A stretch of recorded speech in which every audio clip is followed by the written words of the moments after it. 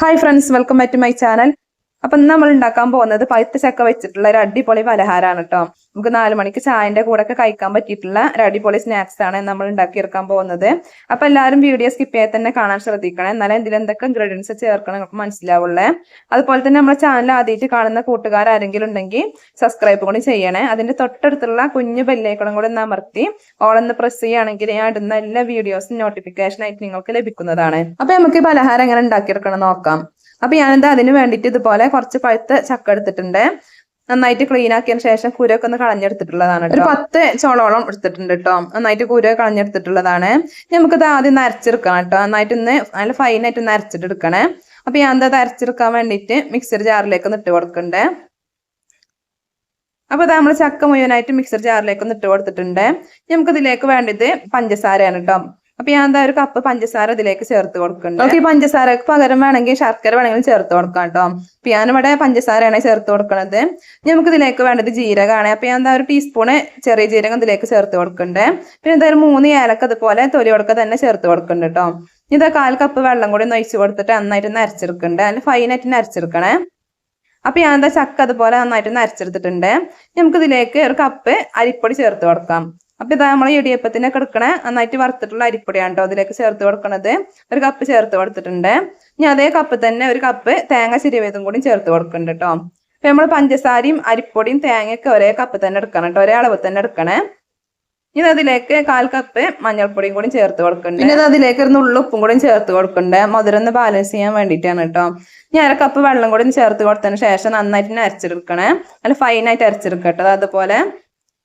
അപ്പൊ ഞാൻ അതുപോലെ നന്നായിട്ട് നല്ല ഫൈനായിട്ട് നരച്ചെടുത്തിട്ടുണ്ട്. അപ്പൊ നമ്മളെ മാവ് ഈ ഒരു തിക്നെസ്സിലാണ് കേട്ടോ വേണ്ടത്. കുറെ ലൂസായി പോകാനും പാടില്ല, കുറെ അങ്ങോട്ട് തിക്കായി പോകാനും പാടില്ല കേട്ടോ. ഇത് അതുപോലെ ഒരു മോൾഡ് നിർത്തിട്ടുണ്ട്. ഇതിലേക്ക് കുറച്ച് നെയ്യൊന്ന് സ്പ്രെഡ് ചെയ്ത് കൊടുക്കുന്നുണ്ട് കേട്ടോ. നെയ്യിന് പകരം നിങ്ങൾക്ക് വേണമെന്നുണ്ടെങ്കിൽ ഓയിൽ വേണമെങ്കിൽ സ്പ്രെഡ് ചെയ്ത് കൊടുക്കാവുന്നതാണ്. നെയ്യിൽ ചെയ്തെടുക്കുകയാണെങ്കിൽ ഒന്നും ടേസ്റ്റ് കൂടും കേട്ടോ. അപ്പൊ ഞാൻ അവിടെ നെയ്യാണ് കേട്ടോ സ്പ്രെഡ് ചെയ്ത് കൊടുക്കുന്നത്. അപ്പൊ നെയ്യ് ഇതുപോലെ നന്നായിട്ടൊന്ന് സ്പ്രെഡ് ചെയ്തതിന് ശേഷം നമ്മൾ എടുത്ത് വെച്ചിട്ടുള്ള മാവ് മോൾഡിലേക്ക് ഒഴിച്ചു കൊടുക്കുക കേട്ടോ.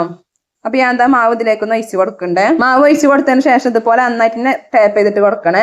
നമ്മളെ പലഹാരത്തില് ഓൾസ് ഒന്നും ഇല്ലാതിരിക്കാൻ വേണ്ടിയിട്ടാണ് കേട്ടോ അതുപോലെ ടാപ്പ് ചെയ്തിട്ട് കൊടുക്കണത്. അപ്പൊ ഞാൻ എന്താ നന്നായിട്ടൊന്ന് ടാപ്പ് ചെയ്തിട്ട് കൊടുക്കണ്ടേ. പിന്നെ ബാക്കിയുള്ള മാവ് അടുത്തൊരു മോൾഡും കൂടി എടുത്തിട്ട് അതിലേക്കും കൂടി ഒഴിച്ചു കൊടുക്കണ്ടേ. അപ്പൊ തന്നെ ഇതാ ഞാൻ സ്റ്റീമറിൽ കുറച്ച് വെള്ളം ഒന്ന് വെച്ച് കൊടുത്തിട്ടുണ്ടായി കേട്ടോ. സ്റ്റീമറിന്റെ വെള്ളമൊക്കെ നന്നായിട്ട് തിളച്ച് ആവിയായിട്ട് വന്നിട്ടുണ്ട്.